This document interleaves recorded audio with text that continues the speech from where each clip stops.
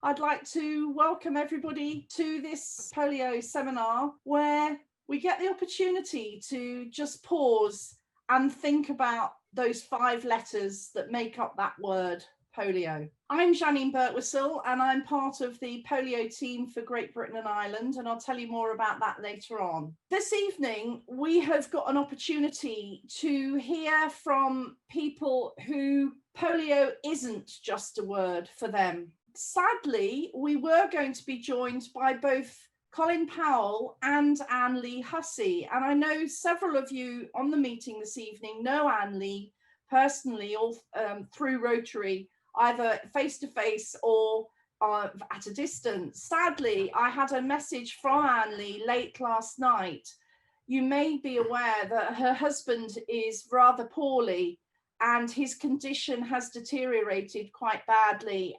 And she messaged me from hospital apologizing profusely, but unfortunately things are not looking good at all. And he, of course, has to be the priority. So Anne-Lee won't be able to join us this evening, but Colin is most definitely going to be with us. And indeed, we have 3 other polio survivors that will also be joining us. And I will introduce them to you shortly. But what I'd like to do is to initially open it up for Colin to talk to us about why this is such an important message for everybody. And many of you will know Colin, some of you won't. Colin is a polio survivor. He is a Rotarian. He is a member of the British Polio Fellowship, and he is an absolutely tremendous advocate for why we have to end polio. And he devotes a lot of his life to making sure that we all are very aware of the needs for that. His energy, considering the physical effects that he has from polio, is just phenomenal. And I know that he's had to rest today and to rest his voice, etc., so that he's going to have enough wind to talk to us. But I'm sure that you will all be as inspired as I am every time that I hear Colin. So Colin, if you'd like to unmute yourself and share your video, then over to you. Welcome everybody to this evening's webinar event, and for Jannine for those most kind words in introducing me. May I just take a moment to have a reflection on the absence of Anne-Lee Hussey. We've worked for several months to make this webinar a joint venture, and I have particular sadness that she's not with us tonight, and my thoughts and prayers are with her and her husband during this very difficult time for her. May I please start off by sharing with you 3 wishes that I have. I wish that I could dance. I wish that I could experience the joint emotions of music and movement together, but I never have and I never will. I wish I could just jump on a bus or run for a train, not have to plan every public transport journey like a military operation, to ensure that it is step-free and wheelchair ramps are available as and where needed. But again, I never have and I never will.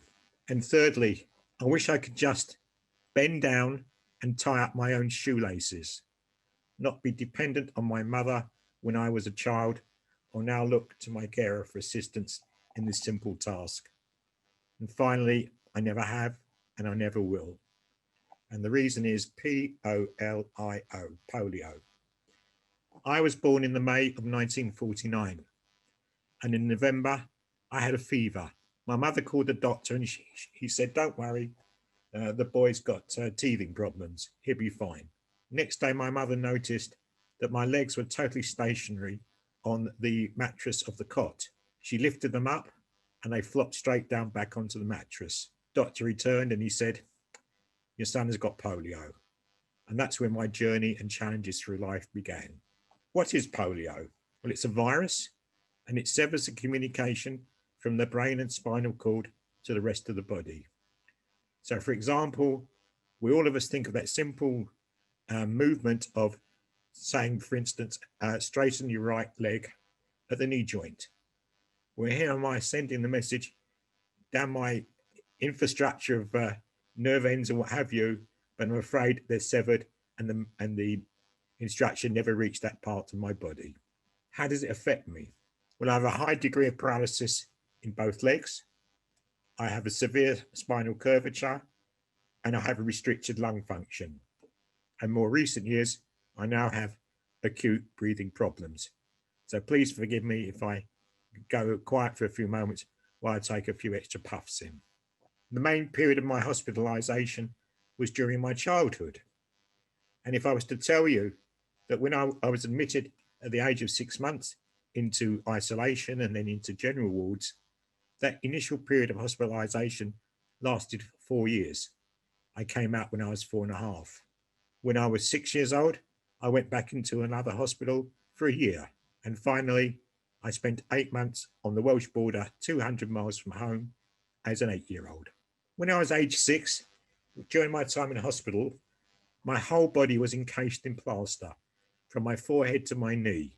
The plaster was sewn around my torso, and attached was a bracket on either side. Every day, one side would be tightened and the other would be loosened. I equate that to medieval torture. During that period of the year, they sent me for respite to the countryside. And that was the first time in my life as a 6-year-old that I'd ever seen grass and trees. If I ever wrote a book, I would entitle it, Now I Can See the Trees. My educational opportunities were extremely limited. During my junior years, which were virtually all in hospital, there was no education opportunities whilst admitted and encased. When I came out, I was deemed delicate and sent to a special school. And there the curriculum was 100% focused on occupational skills. There was no academic subjects on the curriculum whatsoever. So I never commenced education until my secondary school, where I went to a mainstream secondary modern, aged 11, but I left at 16, struggling all the way through those years with one certificate in a basic subject. What you do start noticing as you grow up is that the polio victim at that stage is not the only one that's suffering. It's the parents as well, because they can see and compare your development with those of their peer group and see how much difficult life is, not just for the child, but also for them. During my teenage and 20s years, I have emotional turmoil, because I'm isolated, I'm frustrated. It's like someone looking at life that they so wanted to be part of and compelled to watch it pass by through a plate glass window that you could not crack. I'm angry with the world. Then it dawned on me that no one liked miserable people. So I adopted the behind closed door syndrome, which basically meant I left all my troubles behind in my bedroom when I went through that door and started a day, because I noticed that if I greeted someone with a smile, it would be reciprocated. My career route. At the age of 18, I was guilt-ridden that there was no money at home, and I could not really gamble on staying in full-time education, because who knows whether I'd make the grade or not.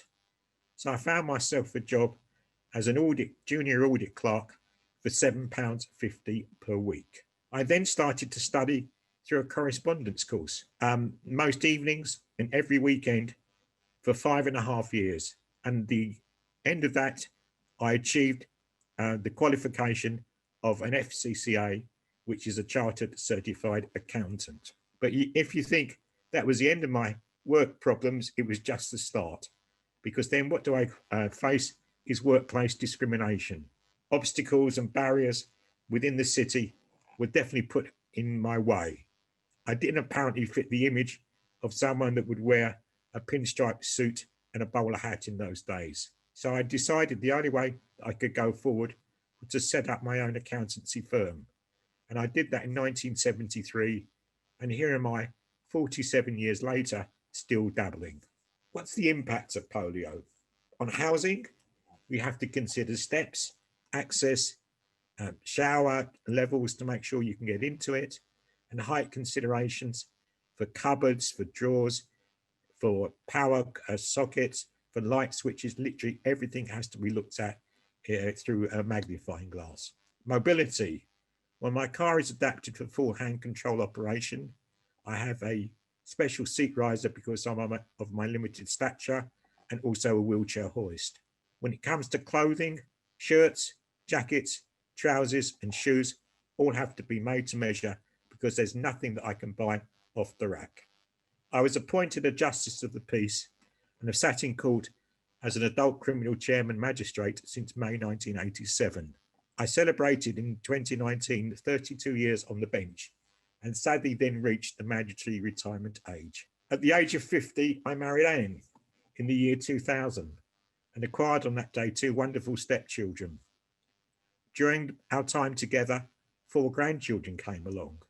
Sadly, there is no happy ending, as I lost her 3 years ago to cancer, within 3 months of it being diagnosed. I now live alone, totally isolated by my disabilities and supported and dependent upon my dear carer. When my first grandson was born 24 years ago, I was advised to have the polio vaccine, as I could come into contact with the live polio virus through the contents of his nappy. I went to my doctor and he gave me a sugar lump, upon which he placed a few droplets of the polio vaccine. For several weeks thereafter, I was a psychological mess, thinking how different my life would have been had the polio vaccine been available to me when I was an infant. Polio medical resources are extremely limited. There are few centres of excellence. The new generation of doctors have no experience during their training years. I'm now what I suppose can best be described as in the ageing process. So in addition to the expected old men's ailments, I have PPS, post-polio syndrome.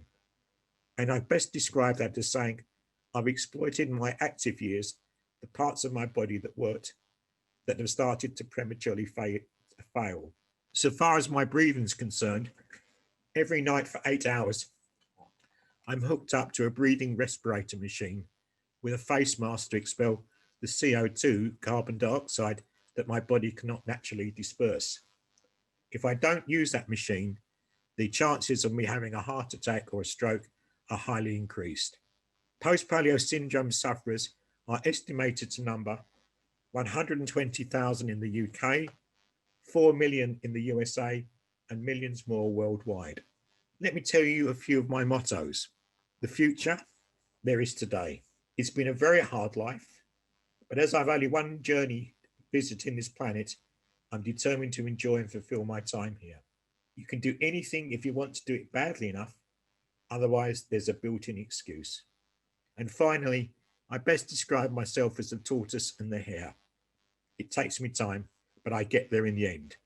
Whilst I remain both passionate and wholly committed to eradicating polio globally, surely Rotary should not close its eyes to consider also caring for the needs of the aging polio victims in their homeland for whom the polio vaccine arrived too late.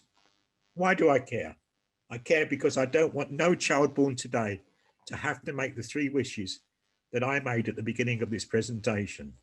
And remember that Colin told me worldwide polio victims still face a lifetime of paralysis, pain, discrimination, dependency on wheelchairs or crutches, or in impoverished areas they are compelled to crawl. Colin told me, I'm so tired, but still fighting for global polio eradication. With my remaining minimal energy levels, I'm still so focused and passionate that I cannot walk away, even if I could, but I don't want to. So here am I pleading with you all Rotarians not to give up this battle to end polio now.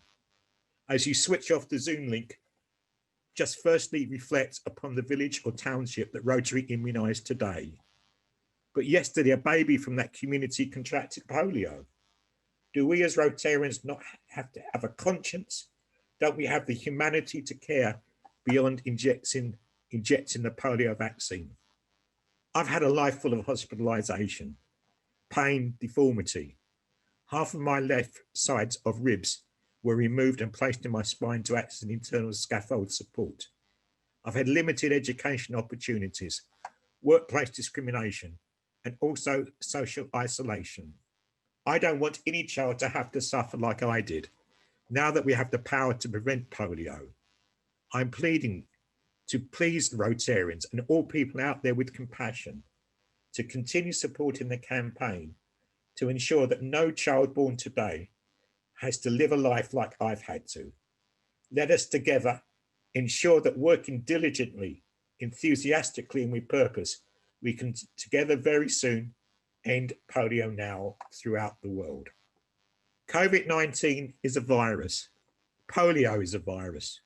Both are airborne and spread from person to person who are in close proximity to one another.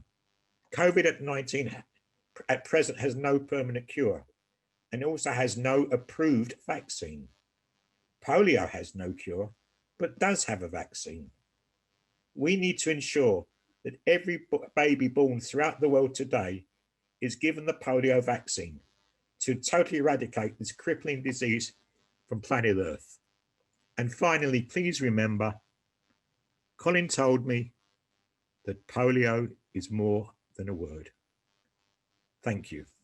Colin, thank you.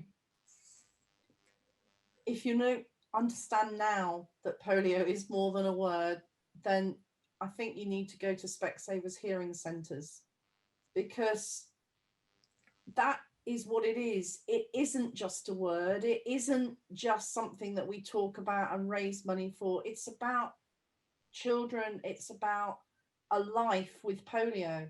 Now, not everybody that gets polio is paralysed in any form. In fact, a bit like COVID, some people that get polio don't actually even know they've got polio.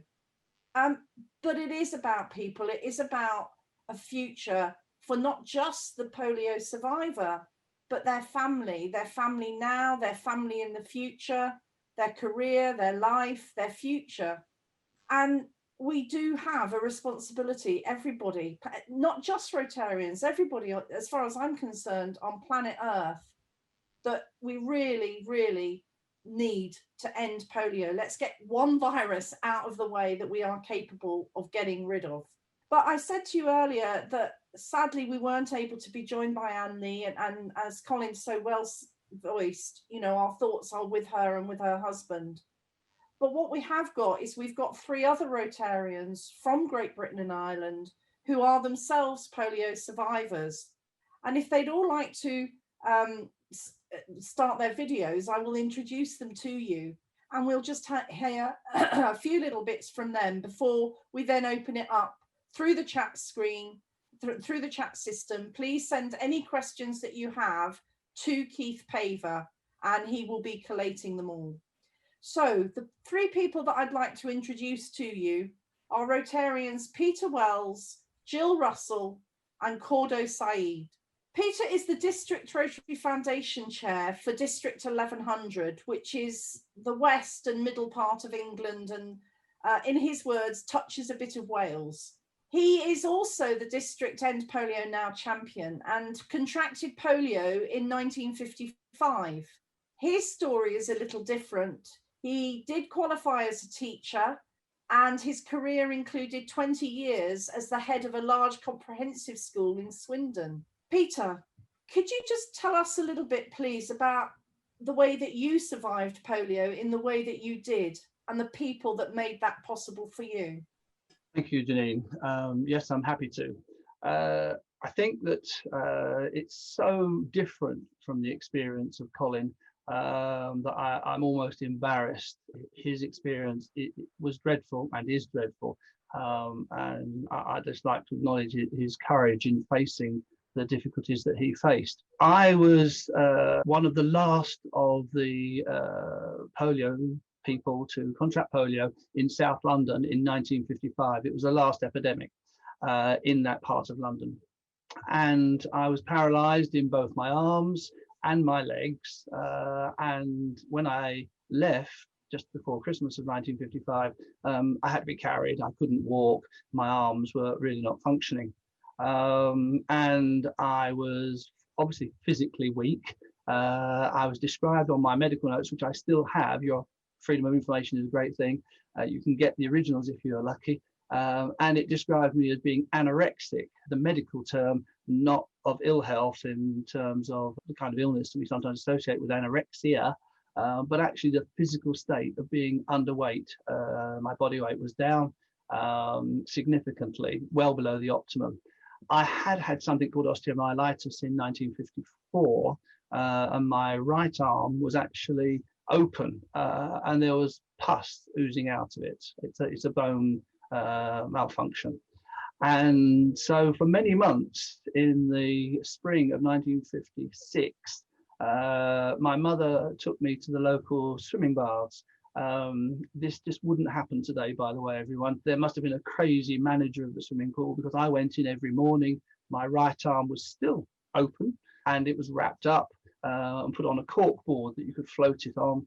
And my mother took me through all the opportunities of swimming in water, and working the legs, working the arms, but unable really to work the right arm very easily. I would go home, and in the afternoon, she would do bicycles, which basically involved catching hold of my legs and just doing bicycles, moving the legs on my behalf. And that went on and on and on. She stopped working at Guy's Hospital during the whole of that period. And I had this sort of homemade physiotherapy. I recovered both my legs. I recovered my left arm, but my right arm has been paralyzed ever since. And I'm also completely deaf in my right ear. So that was the experience at that point. One person was very significant during that period. That was actually my mother.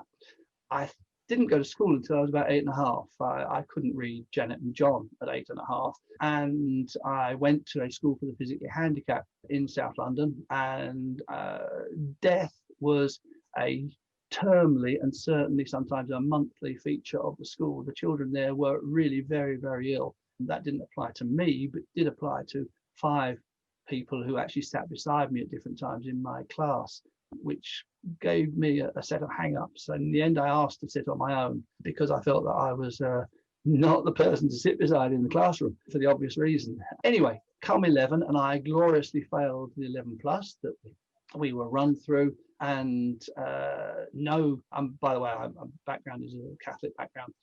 No Catholic school in London would take me.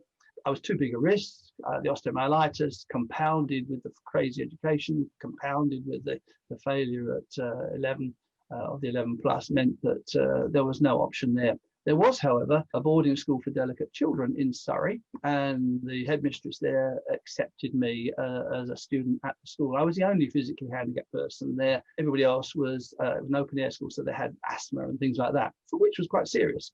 And they came from all over the country. What's interesting there is that this fat, old Irish nun, who looked a bit like Queen Victoria, had unreasoned faith in 5 boys. The school had never had anybody go through examinations, never entered for O-levels, and the 5 of us were pushed through on the subjects that she knew, which were English, history, and RE. It wasn't quite the national curriculum, but it was 3 examination courses that she thought she might be able to get us through with the help of a young nun from the novitiate. I did manage to get my history and my English, and I failed my RE, much to her sadness.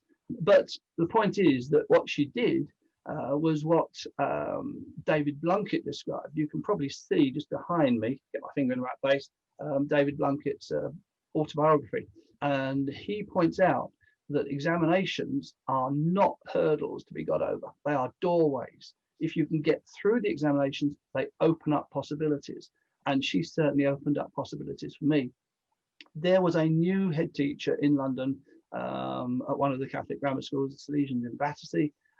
He hadn't even got inside the door of the school in the summer of '65, and he agreed to take, for the first time ever, a significantly disabled young boy, because I got 2 O-levels in the 4th year, which is year 10 these days, by the way. And so I was able to go there, and 4 years later, having done a double 5th year, I managed to get a couple of A-levels, and I went up to Leeds to study history, because I like history, and philosophy, because I can talk a lot, and education, because that was the career direction that I was going in. Again, there was a head of history there who admitted me into the program on pretty average A-levels, to be quite honest, and another act of faith by someone in a young man. I think what I'm saying is that if you want to survive polio, if you are able to survive polio, you actually need people around you who have unreasoned faith. Look at me as I was, and I wasn't a clever candidate. Poor educational background, disability, and so on. You look through the list and you say, these people took a chance. Certainly, I have applied that as a head teacher in my last 20 years of my career. That was over half my career, by the way, of teaching, as the head of a large comprehensive here in Swindon. And I had, if you like, a tag which was called infinite potential.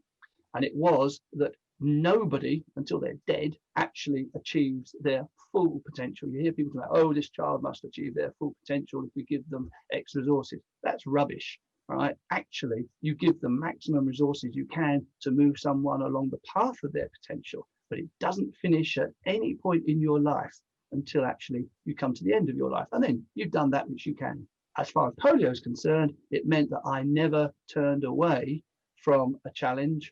I turned towards it. I just like to finish off with another boring anecdote from a head teacher. Never give a head teacher the floor, by the way. My future best man, Stephen, when we were at college together in Leeds, he once told a mutual friend, Colin, who had said, quote, Peter will not get an ordinary driving license because he is disabled, end quote.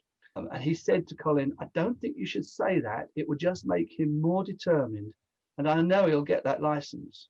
Now, Stephen was right. I think he grasped the idea of infinite potential and applied it long before either of us had the language to say it. Thanks. Thank you, Peter. You know, a different story, but very much about the face of polio and the face of people around you that support you or lack of support for polio. And as Colin mentioned earlier, you know, the support for people suffering now from post-polio syndrome. And, you know, there are people on this call, this session, that are not from Great Britain and Ireland. They're from other parts of the world. And in some of those parts of the world, the access to healthcare and the ability to actually have any degree of support at all is just doesn't exist. And with that, I'd like to introduce Gill Russell, who is from the Rotary Club of Winchester, and she caught polio at 18 months old in 1954 in Oxford. And she has no memory of it at all, but one of the things that it affected meant that her left leg was much shorter, and she was able to actually have it corrected by surgery. And she has attended a couple of national immunisation days in India and has something to share with us all about that. So Gill, over to you, please. Thank you, Jannine. Yes, as Jannine's just said, I contracted polio at a very young age and have no recollection. But one thing I remember very clearly was when I was 12, it was possible to correct my much shortened left leg by rather a pioneering leg lengthening procedure. And I was very lucky that I'd been born and brought up in Oxford, because Oxford was the home of what was then known as the Nuffield Orthopaedic Centre. And there was a renowned surgeon there, a Spanish surgeon, I was told, we heard, who had used this operation on injured matadors in Spain with smashed legs. And he'd brought it and had adapted the procedure and was using it on polio victims. And my leg, as a result of this operation, was lengthened by 2 inches. My whole left side had been affected, and I still have no use of my left arm. But I can now, but the shortness has been corrected. I can virtually walk normally. But as recently as 2018, I was fortunate, having joined Rotary several years earlier, more or less around the time I retired after 35 years in the civil service. I was able to join my first journey to India with RIBI to a national immunisation day. And as my husband and I were among the newbies on the trip, one of the highlights of our time in Delhi was a visit to the hospital where Dr. Varghese works in Delhi. And I was astonished in the polio ward in the hospital in Delhi to see 2 teenagers, not that much older than I had been, having exactly the same operation. With the leg, your leg is, in effect, the outer cartilage is split, your leg is placed in a frame, which then very, very carefully, the over a period of several months, but it involves turning screws to lengthen the leg. When I was 12, it meant I was in hospital for about 3 months because the cage had to be attached to the bed. In India, the only difference was that the cage had become more portable, so the children had a certain amount of movement and were able to move around in the bed to a greater extent than I had, but the actual procedure hadn't changed at all. And one young man was so delighted, he insisted on having his photo taken with me so that we could compare our legs, in effect. And it's stuck with me because I was in my 60s by then, and these children, well, the young people were still only in their late teens, early 20s. And I did wonder, again, recently, when we heard the good news of the eradication of polio in Nigeria, just what life is going to be like for those polio survivors. I was very fortunate to have access to a good hospital, and those few children in Delhi had a certain amount of good luck, but there are many, many hundreds of others who won't have been so lucky. The surgery is still fairly specialized, and as so many of us in the West age, the experience, as Colin said, is our present health service, doctors going through training have so little knowledge. And I think in many ways, it has to be said that doctors in countries like India have a greater experience on a day-to-day basis of dealing with the effects of polio and the benefits of some kinds of orthopedic surgery and what it can achieve. Thank you, Jill. As Jill has said, you know, that there are some, thanks to Dr. Varghese, basically, for the whole of India, actually doing corrective surgery for polio. But as she said, there are many, many polio survivors in many parts of the world that just will not have any help. So, you know, the easiest thing to do about this is to stop it in the first place, because there is no cure, but it is entirely preventable. I'd like to introduce, please, another Rotarian from Winchester Rotary Club. So I think polio must be infectious in that club if it's not actually raising money or doing things for it, but attracting members who are polio survivors. So Kordo is actually a physician himself and a consultant clinical microbiologist at university hospitals in Southampton. As a polio survivor, he is passionate about the End Polio Now campaign to prevent more suffering. But he obviously has a unique viewpoint as a polio survivor, as a physician, and as a clinical microbiologist. So, Kordo, could I just ask you, please, for your perspectives on what we're talking about and those 5 letters, P-O-L-I-O? Thanks, Jannine, and thanks, everyone. I really don't know what to say after Colin, Stu, and Peter, and Jill. This was really amazing. And every now and then I feel sad about my contraction of polio. I was born in North Iraq, and in 1973, when Colin was setting up this accountancy firm, and I was unlucky because I was unvaccinated. The vaccine was available at the time, but my parents were in exile due to civil war, and I was unvaccinated, and I got polio. And then a few years later, we went back to mainland Iraq, and I was sent to school, primary school, at the age of 5.5. But I still remember, as just like now, the matron of the school, or preschool they call it. Her name was Miss Katrina. She told my mum on one afternoon when my mum was picking me up, said, "This boy wouldn't go anywhere. Basically, he's falling all the time. He's hurting himself. Just send him home and have someone, a carer, to look after him at home." So I felt really sad about it as a child, but I didn't give up. So I finished medicine in Iraq in 2000, and at some point in 98, in fact, and in 2000 I moved to the UK and qualified. For me, my point of view is it's a great job that we are doing all in Rotary, with End Polio Now, with support from Center for Disease Control, with UNICEF, with Gates Foundation, to prevent polio. But something deep inside me is, I don't know how much has been done for polio survivors, and I regard myself as a lucky one, because I had support of my family, my parents. I was sent to good school and education, but I really don't know. I saw a picture a few years ago for a polio during the Ebola outbreak in Sierra Leone in West Africa, a polio survivor who's paralyzed both legs, and this person was just in the street with no power, probably no support. What's the fate of those people and millions like those people, as Colin mentioned, globally? So I think, in my view, our job is not ending here. It's not just about preventing polio. It's about looking after the polio survivors, for those who are less fortunate than us globally. And COVID taught us, there are no boundaries, there are no borders for viruses and infectious agents. There are no borders. And as long as there are polio cases or wild polio cases globally, no unvaccinated person is safe. And that's our children, grandchildren, great-grandchildren, great-grandchildren. So I think we need to look after, that's my view, we need to look after those who are survivors and less fortunate than us here, where we have good medical care and good healthcare system. And I'll stop here because I think we are running out of time. Thank you very much, Kordo.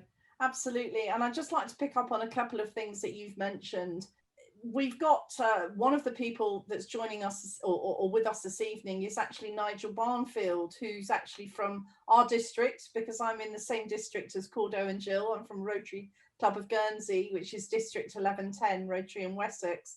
And Nigel Barnfield is a past district governor, but he is now the treasurer of the Rotary Jaipur Limb project. And not only when we went out to India, did we have the opportunity to visit the hospital in Delhi, but we also had the opportunity to go to Jaipur, to the Limb project, where a lot of the people that they are helping are actually polio survivors, whether it be providing them with calipers, actually providing corrective surgery for them, all at such little cost. So, you know, if you want speakers for your clubs, if you want inspiration, you want people to help, or indeed you offer to help, and I'll tell you a little bit more about that as when we close, you know, reach out to the people that are involved with the Jaipur Limb project, reach out to polio survivors, reach out to British Polio Fellowship members, reach out to people that have taken part in immunisation days, because when you've done it, your heart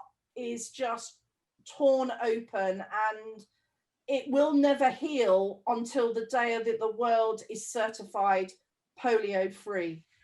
Every single child has to be immunised across the globe till their immunity builds up. I'd like to open it up to questions, but what I would like to do first of all is put a question to Colin, please, which came in advance. And this is from Peter Tasker from the Priory Rotary Club of King's Lynn. And in fact, you've actually spoken to that club recently and you gave your full talk there, Colin. So, you know, my biggest problem with Colin is getting him to stick to 15 minutes because he much prefers 45.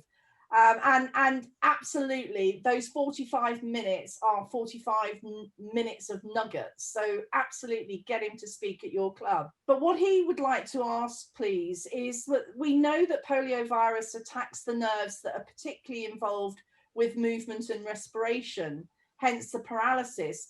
But what is the current thinking as to the cause of post-polio syndrome? And are there any specific treatments on the horizon? So, Colin.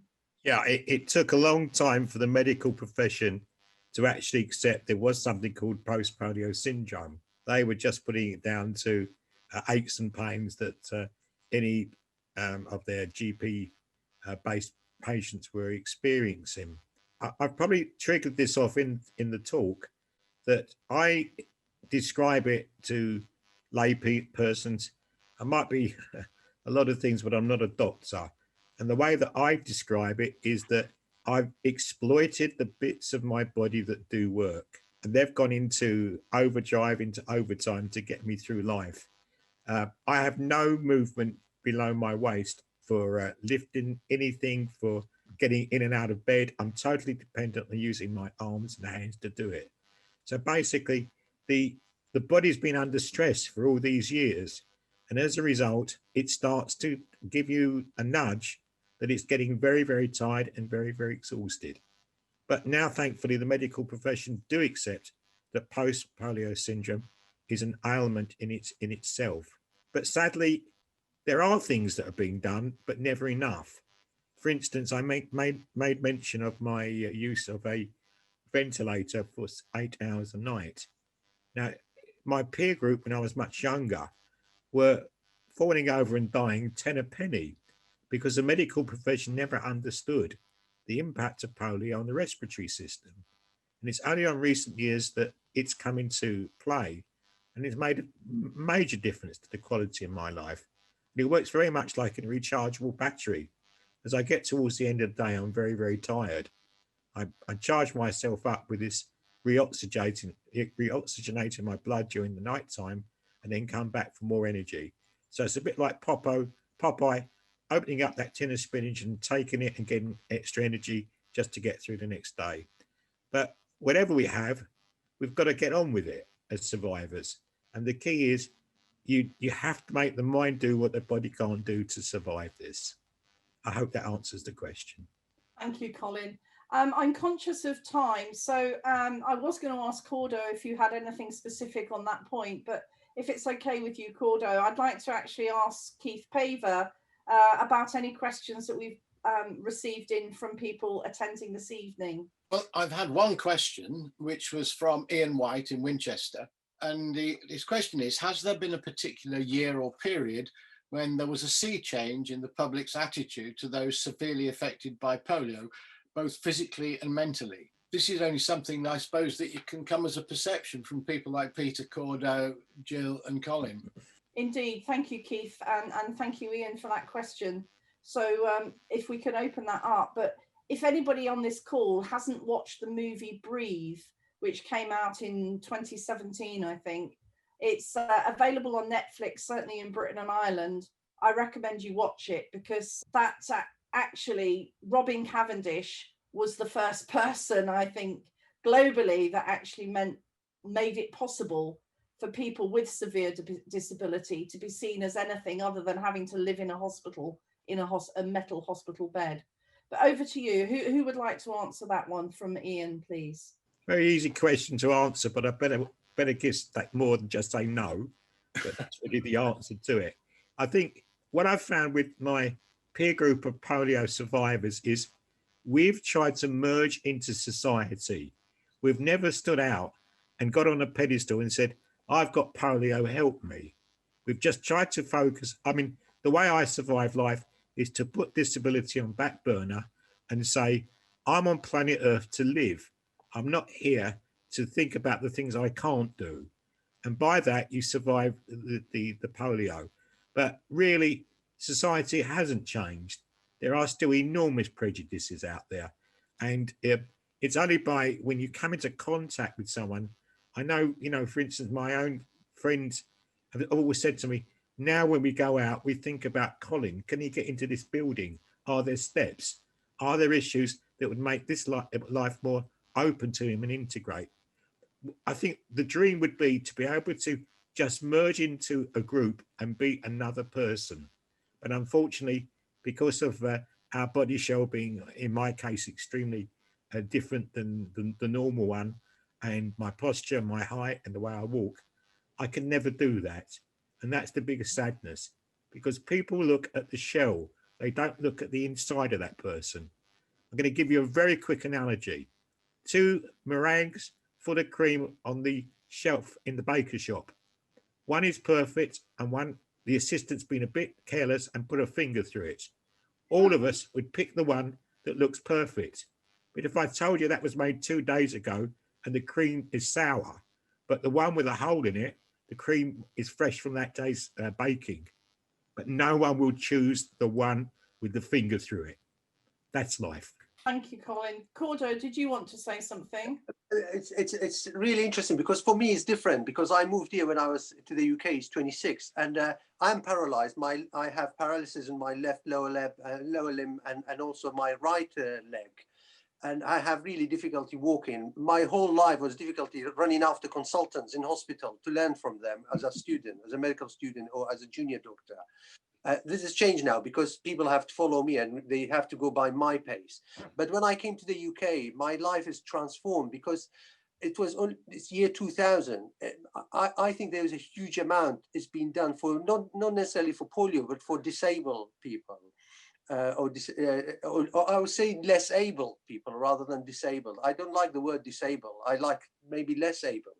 And then even with my wife, when I go to Holland or even America, I said, look, it's completely different. There are no enough lifts. There are no enough escalators like the UK. The provision for disabled people in the UK, in my experience, it far exceeds, for example, Holland, Belgium, France, Iraq, Tanzania, Uganda, even the States, Ireland. So for me, it's a different experience from what Colin experienced. It's definitely age-related, Kordo. As I'm told more than once, I'm an old man, but there you go. Thank you, Kordo. Jill, did you want to say something? Yes, my experience is, I think I've been lucky and it was different to Colin's, because when I was growing up, in many ways, when I was at school, for example, I went through a period where I was dreadfully teased and at primary school. But I was fortunate enough to get into a grammar school, and as I was going through the latter part of my education, I felt that I was not overly discriminated or left out. It was just every so often, I was never going to be able to do gymnastics or play hockey or anything like that. But athletics. the experience I had was that, okay, yeah, I'm a bit different, but my peer group, in effect, accepted me. But later on in life, when I began to work, I used to find occasionally that that odd reactions, that there was still this misunderstanding. If you were physically disabled in any way, there was a suspicion that you were, for some peculiar reason, possibly mentally disabled as well. And I think I told Jannine on the phone earlier today an experience I had as recently as the early 80s, when somebody, a neighbour, when hearing that I was working as a civil servant, couldn't believe that I had a job, let alone working in a job like that, simply because I had a bad leg. I couldn't understand it. Yeah, absolutely, Jill. And I think Rotarians, not just in relation to polio, but in relation to people with different abilities, whether it's mentally or physically or emotionally, there's so much work that we can and do in our communities. But I think, it's a message for us all to, not just think about one aspect of what those 5 letters, POLIO, but so many aspects. I'm very sorry, I just keep seeing the time sort of whizzing by. I'm conscious that there are other people that have asked questions that we haven't had a chance to get to. What I would like to do, if it's okay with you, is to liaise with Keith after this call to find out what those unanswered questions are. And I'll have a chat with our panelists and see if we can put out some responses to some of those questions. So hopefully that's going to help you. Before we finish, I want to ask them to leave us with a last message. But before I do that, I just want to share a couple of things very quickly with you all. So I hope you can now see my screen. It is only by working together that we can end polio, as we all know that. The information about the recording from tonight's talk will be on the Facebook page End Polio GB&I, and it will also be on the YouTube channel for Rotary International in Great Britain and Ireland. But I will send all the registrants and attendees to this meeting the details, but this will be sometime next week. There are 2 other videos on YouTube that I would highly recommend. One is the World Polio Day update from Rotary International and the Global Polio Eradication Initiative.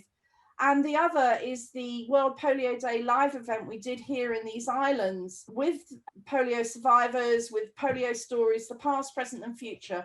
Really inspirational, really good messaging, particularly for people who don't know anything about polio and Rotary, and for new members. If you haven't done the hashtag End Polio Gold Challenge, please take a look at that. Go to that Facebook page and you can find some information about it there. But it's a way of spreading it. So just like every pound we raise is worth £3, by doing the challenge, nominating 3 people to do it for you, it's another way of infecting the polio awareness. So let's please all help with that. I mentioned to you about Colin in particular. He's very happy to do talks. It's much easier now that he hasn't got to travel. So there are some advantages of COVID, that he can sit in his comfort of his own home and join you. So if you're interested in Colin doing a talk, that's the email address to send to him. And I will make sure that these slides are included in the information that you get about the recording.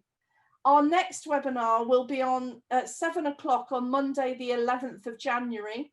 And we're going to do one about polio, the basics. And I'd be really interested to hear your thoughts on what we should include there. Now, and whether we should be looking at it as being just for Rotarians or for anybody.